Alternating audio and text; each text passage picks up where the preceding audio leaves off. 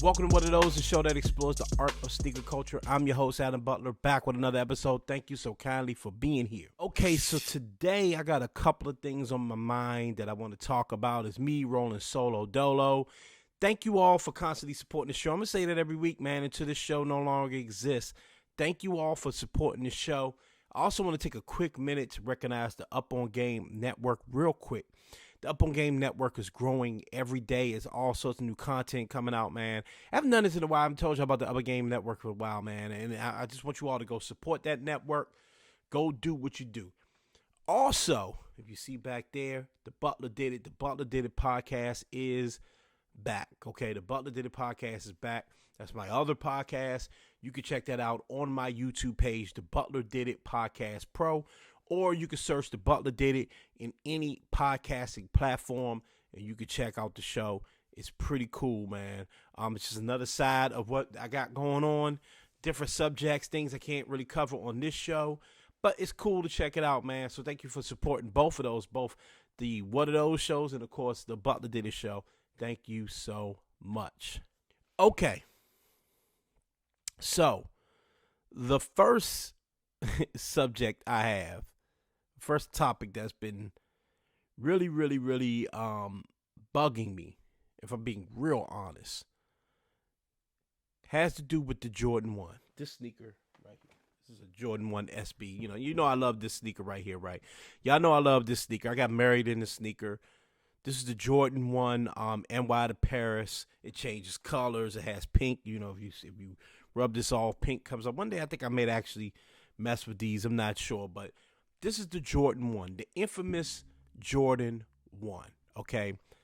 For sneakerheads and non-sneakerheads, I'd say over the past at least 3 years, but probably 5 or 6, the Jordan 1 has been probably the most popular sneaker silhouette in the world. The Yeezy 350 was probably close for a while, but not really. You know what I mean? The Jordan 1 for like a 5-year stretch, definitely a 3-year stretch, had a run like no other, meaning every single one of these that dropped on some capacity, talking about the Jordan 1 high, and even we got to a point where the Jordan 1 low, okay? Not necessarily mids, okay? But even some collabs on mids, instant sellouts every single time. An instant sellout. This sneaker right here, this silhouette, including even this sneaker, was reselling $300, $400, $500, $600, $1,100, $1,200, depending on which collaboration was happening. The Jordan 1 was on fire. It represented sneaker culture. Even if you weren't a sneakerhead and someone just told you, yo, go buy some sneakers. Go buy a hype sneaker, or go buy just a popular sneaker, they would go to the store and they would probably buy a Jordan 1 high, mid, or low. That's how popular this sneaker was. Let me make sure I put this back right. Hold on. Okay. And it's, by the way, sitting on top of another Jordan 1.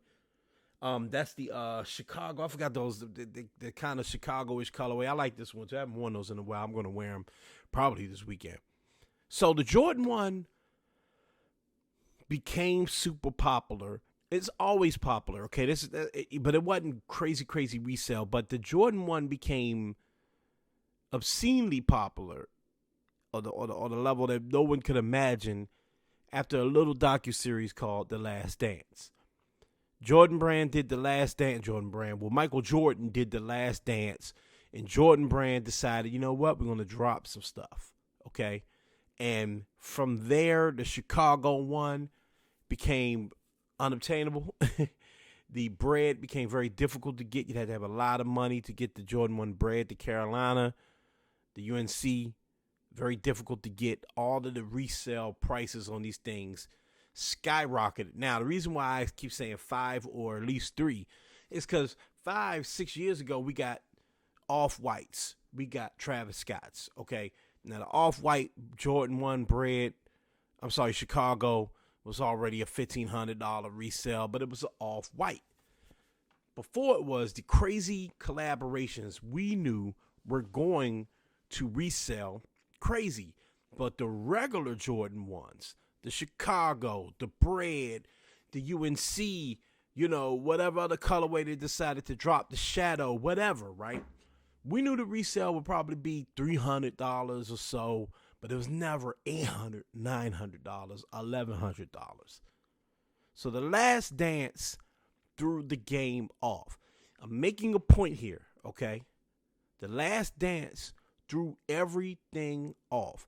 It took a shoe that was already hot, okay, and turned it into something that was just like a reseller's dream. The Last Dance came out in the middle of a pandemic. We were doing nothing. People were getting stimulus checks. Resellers were buying these sneakers up and pricing them up 10 times.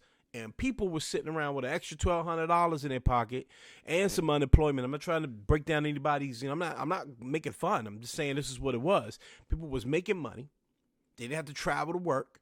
They had to spend money on gas and on the metro or whatever else, Ubers. They could just buy some sneaks, just like there were people buying cooking utensils and cake makers during the pandemic. There were sneakerheads were buying up sneakers. It was a good time, especially for the Jordan 1. People were willing to spend that bread. Okay? So here we are now in 2023.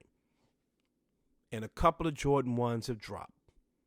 We got the Jordan 1 Skyline. We got the Jordan 1 True Blue. And we got the Jordan 1, I believe it's called the Pine Green.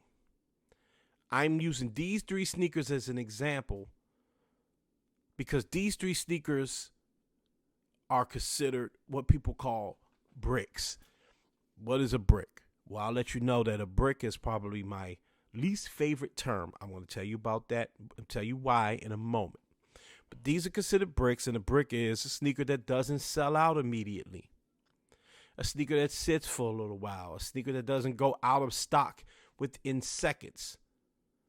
This is considered disrespectful. This is considered a bad thing in the sneaker world. Now I want you to sit back and understand and think about how stupid that is. I'll say it again. A sneaker being available, and by the way, all 3 of these sneakers are nice. My least favorite is probably the Skyline one because it's canvas and it's a kind of odd colorway, but I'd cop it. Especially if I'm able to just walk in the store, look at it for a second. Maybe it's on sale. Maybe I don't need to spend $180 for this one. Maybe I can spend $160. Maybe I can spend $140 for it and make it work. Bruh, I bought Yin Yang Jordan 1s. Okay, I bought Letterman 1s like that. I went to the store and just saw Letterman 1s. They were on sale. I'm like, you know what? That's a good cop. Yes, I don't want to, it was $160 at the time. I don't want to spend $160 on them. But you know what? For $140, $120, I'll do it. Sure. That's a good thing. This conversation about the Jordan 1 being dead is so silly to me.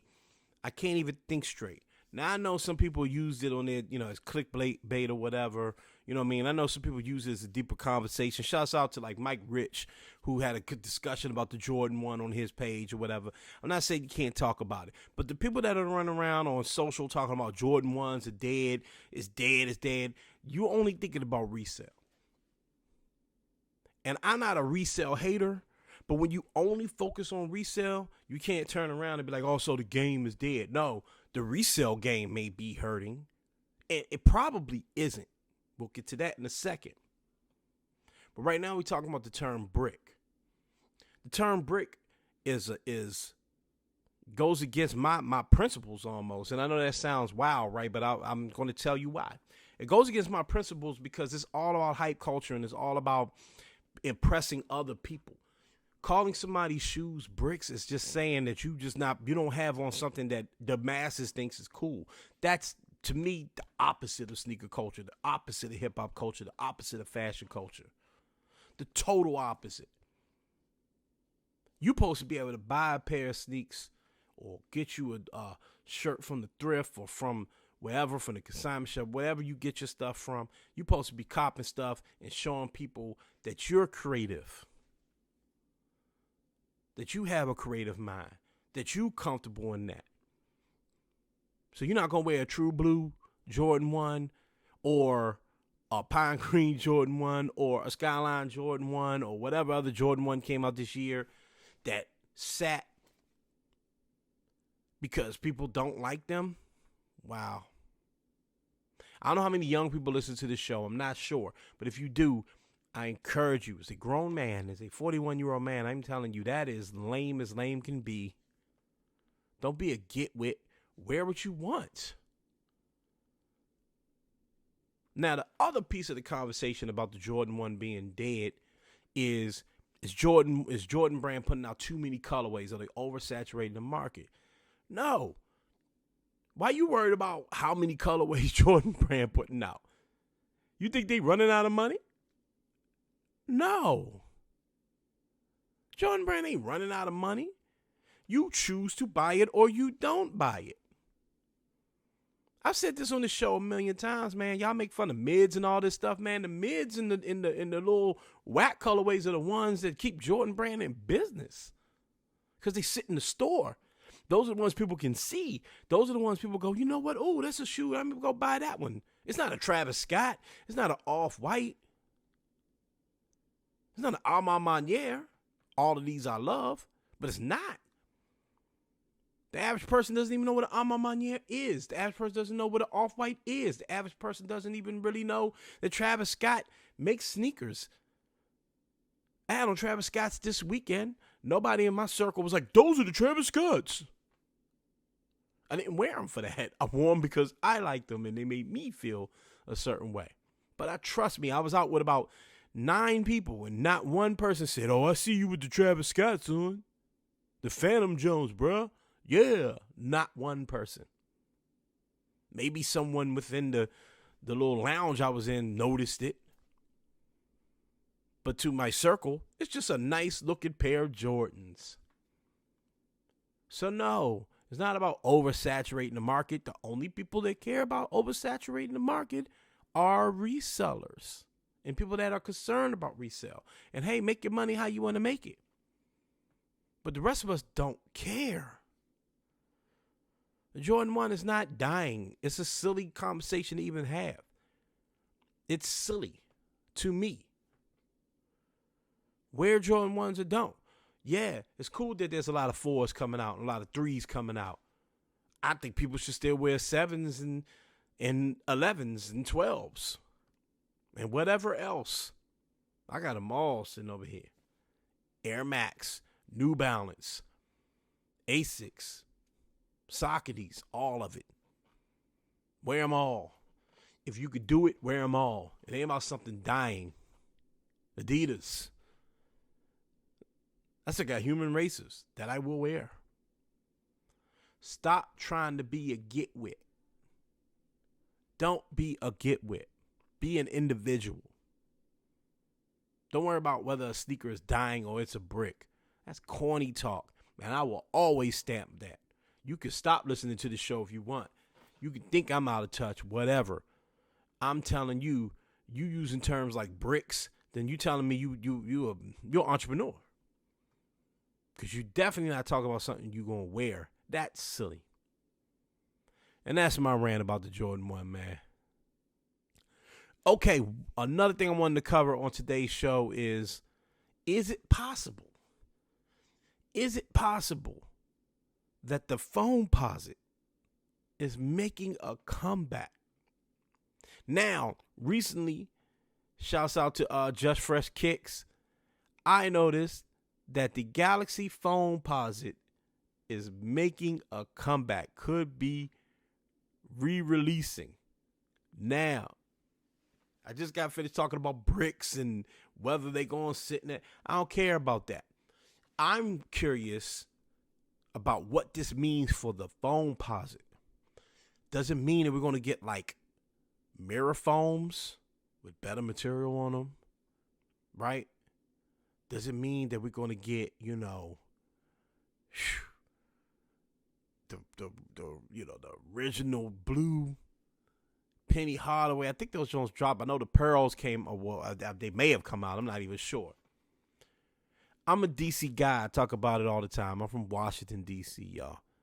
We put the phone posit on the map. There's no debating. We, Washington, D.C., D.C., Maryland, Virginia, we put the phone posit on the map. So we here in D.C., at least I am excited about the idea of a Galaxy phone. Now, with my style of clothing, with my age and what I'm on now, would it be very difficult to style this properly?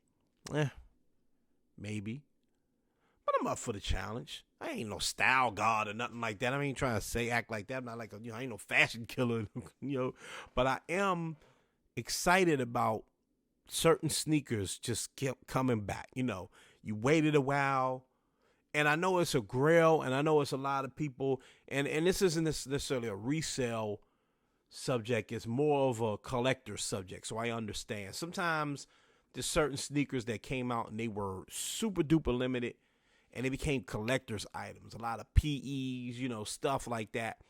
Galaxy foams, there was a whole moment. We all know, if you a sneakerhead, you understand what was going on when the Galaxy foams came out, okay? You know all the drama and everything that was surrounded that sneaker. Cool.